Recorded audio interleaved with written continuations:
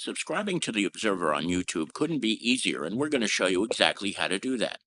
First, navigate to www.youtube.com/theobservernj. Once you get there, all you need to do is hit the subscribe button. Next to the subscribe button, click the down arrow and then all. And that's it. You're subscribed, and now anytime The Observer is live, you will be notified. Hi again, everybody. It's Kevin Canessa coming to you live from the newsroom of The Observer and TheObserver.com on this, the third day of June in the year 2023. Sure glad you joined us today, no matter where it is you are in the country. And as he does each and every week, Tony Mondaro joins me from the Harrison Weather Center, and here he is now. Tony, good afternoon. Nice day today, Kevin, at 80 degrees. Nice sunny day, not really a cloud in the sky, and it looks like most of the week will be dry for a change, for a chance of showers. This time late. All right, so give us a little insight to the forecast, which has been horrible the last couple of weeks. Thank God it's better now. Do you believe almost 7 inches of rain in the month of May? What is that? Is that above normal or what? Well above normal, and we're not in the drought no more in the metro area, which is good. The drought indexes is updated every Thursday. Right now, no more drought. So we're talking about now a couple of days of nice weather. Chance of rain, I believe, probably Saturday night into Sunday. So the second half of the week might be in question. But remember, it's only Tuesday. Things can change. And that's why we ask you to check back with us our Facebook page for updates. Sunday starts the 2025 hurricane season. Once again, NOAA thinks it's going to be above normal year.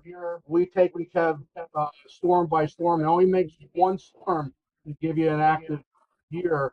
For those of you who, in the sound of our voice and live along the Jersey Shore, really should have preparation. Have a disaster kit.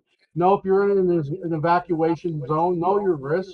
And the time to know that and get educated to that is now, not when the usual hurricane watch. Just have a plan and be weather aware. That's what we strive here, weather and awareness. Speaking of hurricanes, I heard something the other day and read it, and I still cannot believe that this is the case. I'm going to put this picture on the screen right here. The person you're looking at is David Richardson. He is the acting head of FEMA right now. And he legitimately said that he had no idea that there was a hurricane season. Is that not concerning to you a little bit that the director of FEMA did not know there's a hurricane season when you know what's coming in the next couple of months? That's why it's very dangerous, Kevin, to be appointing people who are not with the FEMA organization. He probably is not part of FEMA. He was. A shame on him for not knowing. Talking our pre-production meeting here. I know a lot of people in Region 2 with FEMA. They keep us well informed. Latest hurricane to use, which we use here in the county. One tracking tool that we use is called that houses timing, analysis. If God forbid the county or even our local municipalities need to ever evacuate people from the coast, we can give them an idea of timing, an idea area, and that's due to that program called. What would happen, let's just say, on a day like today if FEMA were to just disappear? I know it's not going to, but what do they do when it comes to hurricane season? How do they interact with the Harrison Weather Center? So now, say if a hurricane was going to be a legitimate threat to the area where we're going to get hurricane force winds, get storm surge, and we need to think about evacuation. Now, who Right. would you say would have to evacuate? I would think anybody who lives along Riverside Avenue, Sake Avenue, from in our viewing area, and also along the coastal boundary, say Nutley, Belleville, and York, worry about high tide. Look at what happened during Hurricane Sandy. Low tide, we were getting, the Passaic River coming up above its banks. Um, we had, massive flooding in our whole entire area. Uh, some of the flooding was 5 to 7 feet deep in certain areas. So how FEMA would play a role is we would coordinate now in present day. This would need to happen.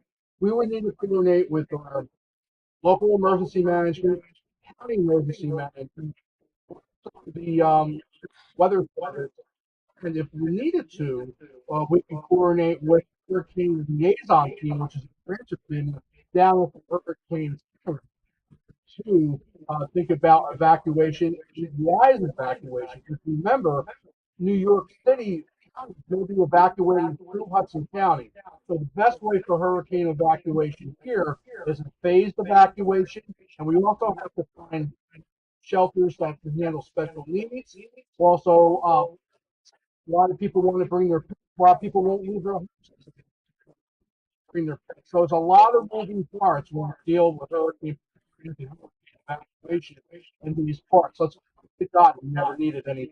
So Tell me a little bit about your own involvement with hurricane preparation. Is it a nerve-wracking time for you, Tony Mondaro? Is it nerve-wracking for everybody, or are you so used to it now that there's sort of like a calm that comes over when you know that a hurricane is coming? well, we watch every system that develops out there. I'm sure you monitor, people out there monitor Facebook. We are not going to comment on a storm unless it's going to directly impact. Because if every time a storm forms, and we're talking about the storm possibly impacting our area, people are going to be desensitized to it and not think that we do have a form of threat of a Right. starts in February. We start with the latest school for the new season. We have training. I've already been several trainings already, webinars, preparing ourselves for the forecasting, also the preparedness for hurricanes for this season. So even in the winter time, when we're forecasting, we're looking ahead not only to hurricanes but severe weather season, and it's a constant education about the new tools that they use, the new Mhm. programs, the new people that get involved, and thankfully through the years we got very friendly with the people, FEMA and our local Region 2 office over in New York City and our local national. So the people in our municipalities surrounding us in Hudson County are well served through the Harrison Weather Center. We do have a in our area. What does the forecast look like for this season? I think I heard there were like 18 named storms, or what is that all about? Kevin, that's what scares the hell out of me. 'Cause each year above average, above average, above average, above average. A lot of times it's not above average. People get used to that. They don't pay attention to it anymore. Yeah. If you get one hurricane that affects you, or even a storm like Sandy was, it can really impact your company. Because, we had millions and billions of dollars worth of damage with Sandy. You still see some of the Sandy's cars 11 years, 12 years later down the Jersey Shore. So just one it takes, and we watch for everyone.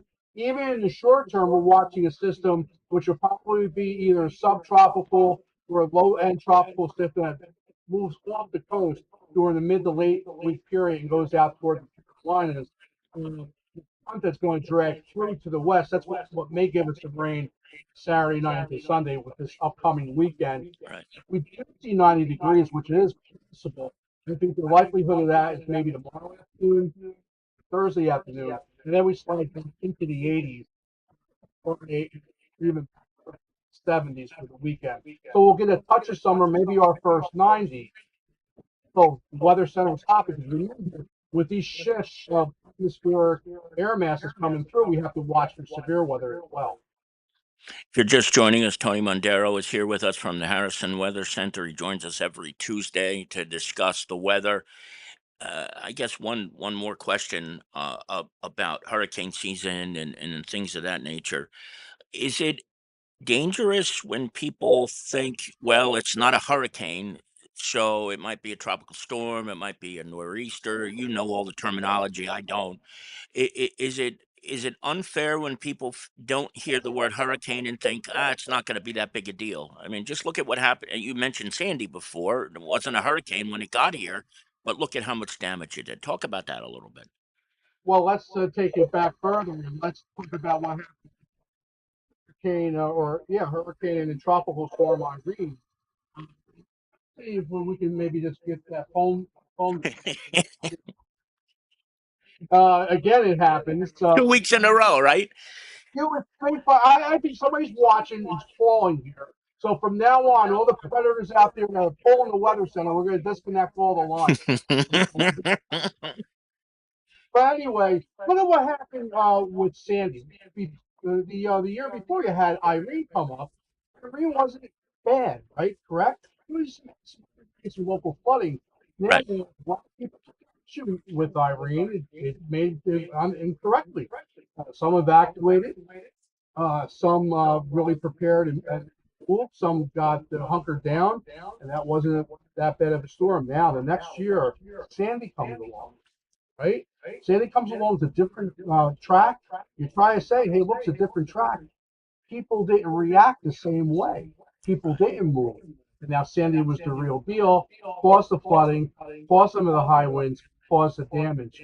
And, this is what you try, a hurricane warning is like an insurance policy. You get that warning, you try to take action. They're very coordinated, those warnings, where they're not issued lightly. They are very well coordinated, and we think that, and the National Weather Service thinks that we could have hurricane or tropical storm conditions in a given area. Wow. Wow. I guess I even think back to Hurricane Katrina going back to 2005 and the sheer number of people who didn't evacuate, even though Ray Nagin, the mayor of New Orleans, was saying, get the heck out of Dodge. And, that always scares me that sometimes it's because people don't have the ability to get out or for whatever reason, but when I hear warnings, I want to listen to what they say. And is it fair that what does it what do you think when you see people not heeding the warnings that they get? It's a sad state of affairs too, and I would think the politician and any listening to this today, your emergency managers make the brief, and maybe the elected officials stand in the background. A lot of times, the elected official is not communicating the impacts of what can happen. Have your emergency manager be on that forefront. He or she is briefed by people like ourselves, National Weather Service, FEMA, to give that information.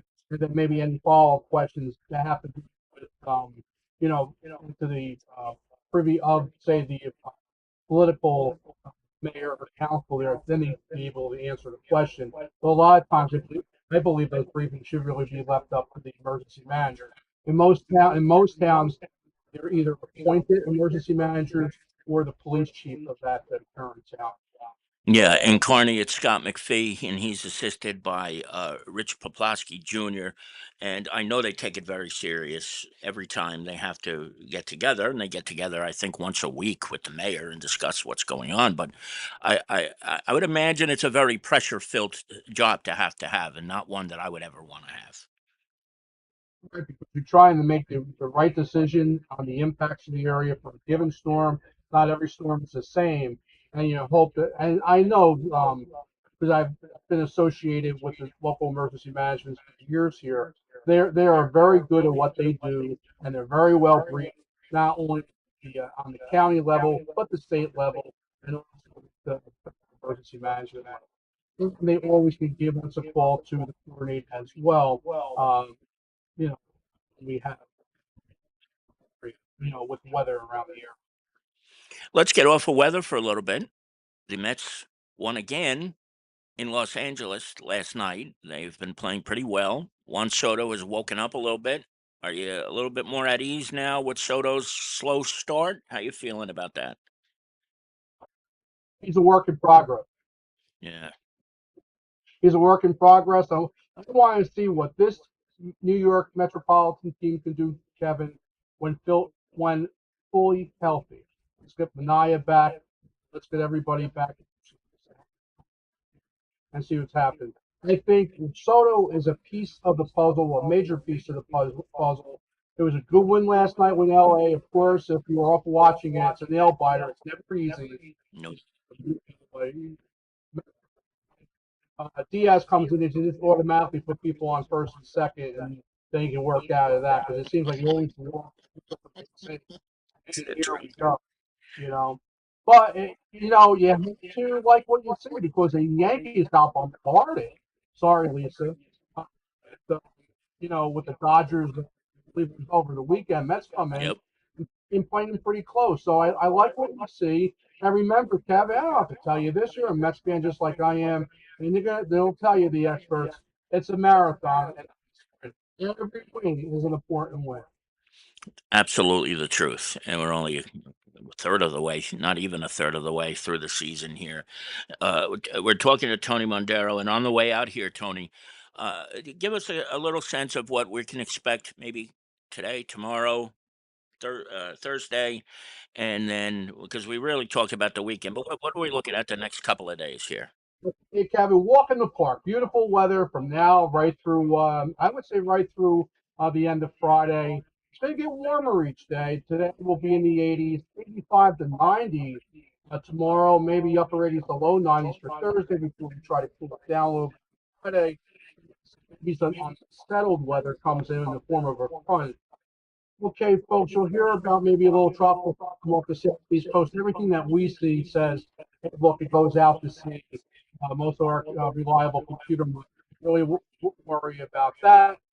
But at least it says her ears are covered. I'm sorry. We're Yankees there. But the weather looks fine. Hopefully, we're not dealing with rain over the next couple of days. It's dry. Hey, Kev, that's for six for graduation week when we try and get our graduates out in a couple of weeks there at all the local school systems. Remember, folks, like and subscribe because we appreciate it. Have a great program today. And of course, we will be back and high next week. Tony, it's always a pleasure, and I have to give you a call after we get off the air. I got to tell you something real quick that I forgot to tell you in our pre-production meeting. Would that be okay? Absolutely, sir. 2 seconds, I promise I'll be quick. Thank you, brother. Take care, All sir. right. All right, brother. There he is, the one and only Tony Mondaro. He, of course, of the Harrison Weather Center.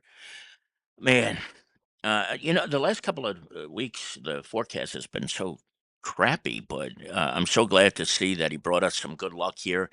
And let's enjoy it while we can. Let's certainly do that. All right. Now, I got a couple of things that I need to get through right now. The first thing is perhaps the most important thing, and I'm going to put it on the screen in 1 second. Just bear with me here. I got to find it. And of course, now I can't. So I will go back to that in a minute. Just bear with me for a second. Here it is. Today is Bob Pizzola's birthday. And I got to tell you something. I This man is a very important part of my life and the life of all of us at the Observer. Back in 2015, it was just a day after Christmas, and he picked up the phone and he said to me, "Are you ready to come back?" and I'd been waiting for about a couple of months. We've been talking about the possibility of me returning to the Observer back then, and that was now 9 years ago. And everything in my life changed for the better after that day when he brought me back. And these have been some of the best years of my life. I've enjoyed each and every one of them. I almost gave them up back in 2021. I don't know what I was thinking when I went over to the Jersey Journal for a couple of weeks, but fortunately, the position was still here and I was able to come back. And Bobby does so much for us that it's impossible. If somebody ever said to us, "Can you put a job description together for what Bob Pizzola does?" It would not be possible because what he does is just so much, and it's every day. He's the first one here in the morning, sometimes at 7:30 a.m. I don't know how he does it, but he does. And I know I speak for Lisa, for Michelle, for Jason, Kimmy, his daughter, all of us in saying that the words that you see in this graphic are the truth. We just simply could not do this every day without him. We really couldn't. And I am, on a very personal note, so grateful to have a friend in him like I do. And I will always remember what he did to bring me back here in 2016, and I'll forever be grateful, and we all are, because we all love Bob very, very much. So, Bobby, happy, happy birthday, and I hope today is a great day for you. Now, this is another thing I'd like to talk about just briefly. A couple of days ago was Denise and Jerry Facito's 46th wedding anniversary. Denise and Jerry are two very important people to me, and I want to just recognize their anniversary today, 46 years of marriage. It's pretty remarkable to see the picture on the left. There was the day they got married back in 1979. And this other picture on the right was taken just a couple of years ago. It was a family picture. And we were able to just put them in there. So, Jerry and Denise, two very important people in my world and in my life. Happy anniversary. And I hope and pray that there are many, many more to come, and I know there will be indeed. Now, over the weekend, I think it was Sunday, it was Portugal Day in the town of Kearney, where all things Portugal were celebrated. There was a flag raising and a parade and music and celebrations. And Ron Smith, who is the public information officer of the town of Kearney, sent over some pictures for us to share with you. You see Mayor Carol Jean Doyle here at the flag raising. And this, of course, comes from the parade, which took place on Sunday afternoon.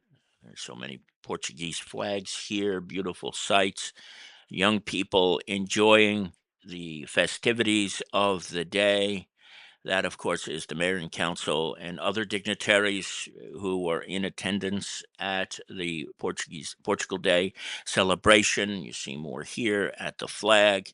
That is, those are three council members right there. That's Fred Steves on the left, who is in the third ward, and George Zapata in the middle, and Status Theodoropoulos on the right hand side, enjoying their day and walking along the parade route.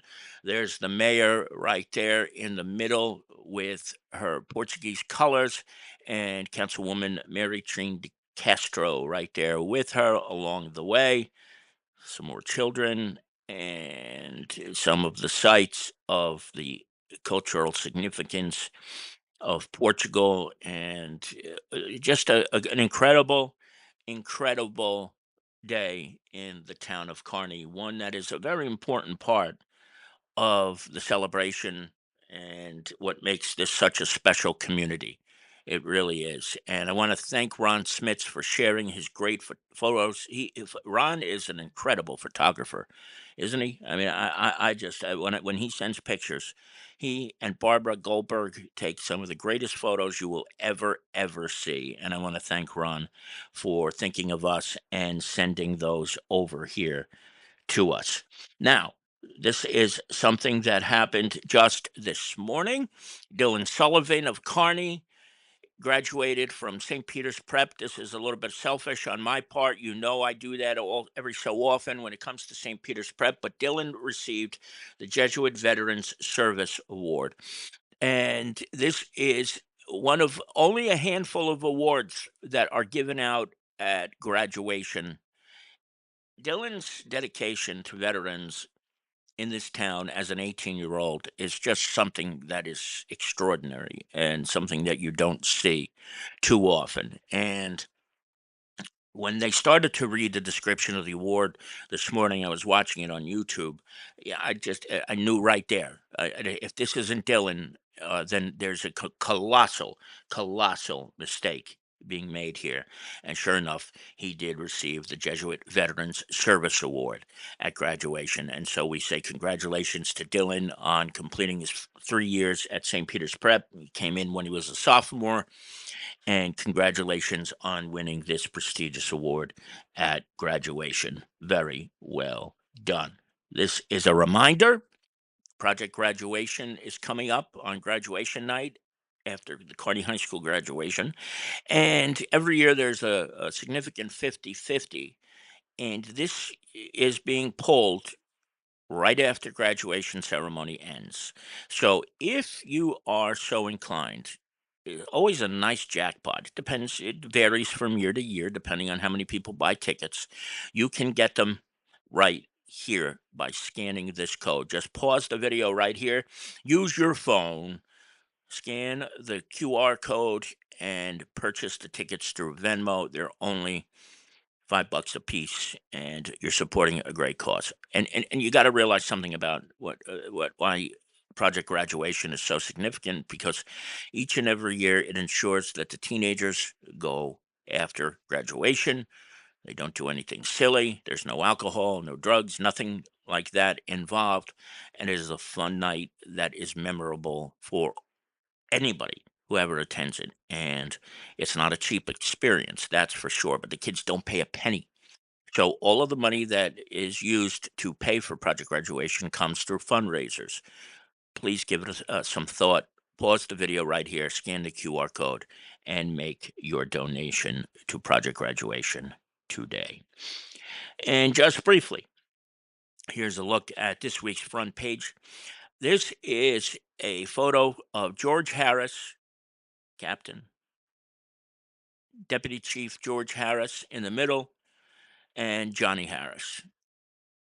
And George on the left, younger George, retired after many years of service to the Kearney Fire Department, and combined, the three Harris boys have more than 100 years of service to the Kearney Fire Department. So an era has come to an end. We congratulate George on his retirement, and simply salute the three of them, because that kind of legacy is remarkable.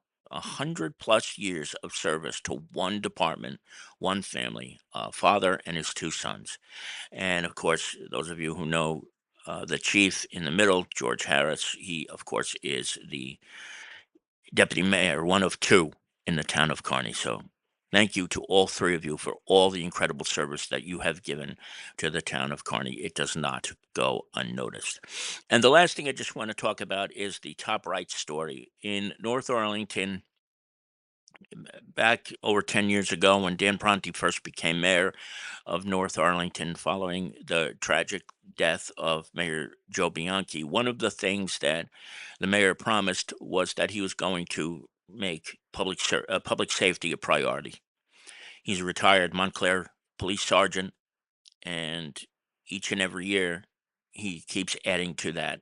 legacy that he's developing for North Arlington. For the first time ever, North Arlington schools will have dedicated school resource officers, and that is something that Mayor Pronti had talked about for a while, and now is coming to fruition.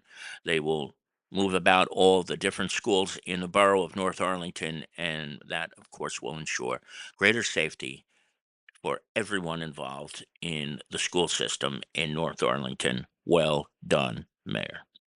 And that's it. And as Tony does each and every week, he reminds you all to like and subscribe. I'm going to do the same thing on our YouTube page. If you pause the video here, you can get over to our YouTube page very easily. And it doesn't take but a couple of seconds to click the subscribe button and to like the video. I've said this over and over. We're trying to expand our YouTube presence. We can't get over the hump of 1,000. We have, I think, 12 or 11,000 followers on Facebook, but getting it on YouTube has been, for whatever reason, a challenge. Maybe it's because people have to register for a YouTube account. Takes a few seconds to do that. You could do it with any email address. It doesn't have to be a Google Gmail address. It could be anything. But the reason we want to keep everything kind of isolated to YouTube is because, as we mentioned a couple of weeks ago, even though some people don't seem to understand the policy, Meta has made it so that you can't keep videos that are live for more than 30 days, and they're going to disappear. And on YouTube, that simply is not the case. So if you could, please head over to our YouTube page, like and subscribe to our videos, and you'll be notified every time we go on the air. And that's it. I want to thank each and every one of you for joining us today. Of course, to my friend Tony Mondaro, thank you, Tony, for spending time with us today. Carol Manley is here in Bayville watching us. Carol, hello, good afternoon. Enjoy the day. Say hello to Mama June for all of us. Pat Locasto is out in Sin City where he lives now, and he is joining us. Lisa is back at the office. I am home today from the home studio, but I always enjoy this time that we get to spend together. You could be doing anything, but instead you're here. So from the home studio today, it's Kevin Canessa signing off for now, and we will join you if we see anything breaking over the course of the week. If not, we'll be back here 1 week from today. Take care, everybody. See you back here very soon. Bye bye.